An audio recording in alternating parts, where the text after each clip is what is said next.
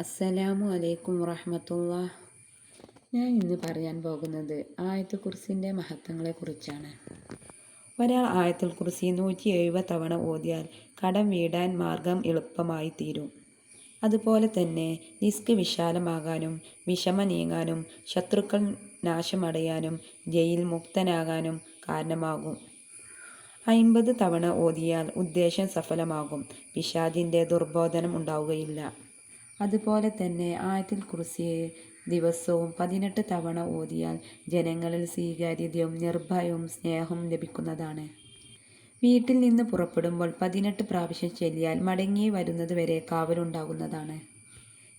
7 തവണ നിത്യമാക്കിയാൽ അള്ളാഹുവിൻ്റെ കാവലും രക്ഷയും ഉണ്ടാകും. 3 പ്രാവശ്യം ഔദ് ഓതുക. അതിനുശേഷം 3 പ്രാവശ്യം ആയത്തുൽ കുർസി ഓതുക. ഓരോന്നിലും വലാ യഊദുഹു ഹിഫ്ളുഹുമാ വഹുവൽ അലിയ്യുൽ അലീം എന്നതിനെ 3 പ്രാവശ്യം ഓതുക. എന്നാൽ ഉറക്കത്തിൽ പേടിയും ദുർസ്വപ്നവും ഉണ്ടാവുകയില്ല. 11 പ്രാവശ്യം ആയത്തുൽ കുർസി ഓതി ശൈത്താൻ കൂടിയവരുടെ തലയിൽ ഊതിയാൽ തടിയിലുണ്ടെങ്കിൽ ശൈത്താൻ കരയും. ഇൻഷാ അല്ലാഹ്. അല്ലാഹു സുബ്ഹാനഹു വ തആല തൗഫീഖ് നൽകട്ടെ.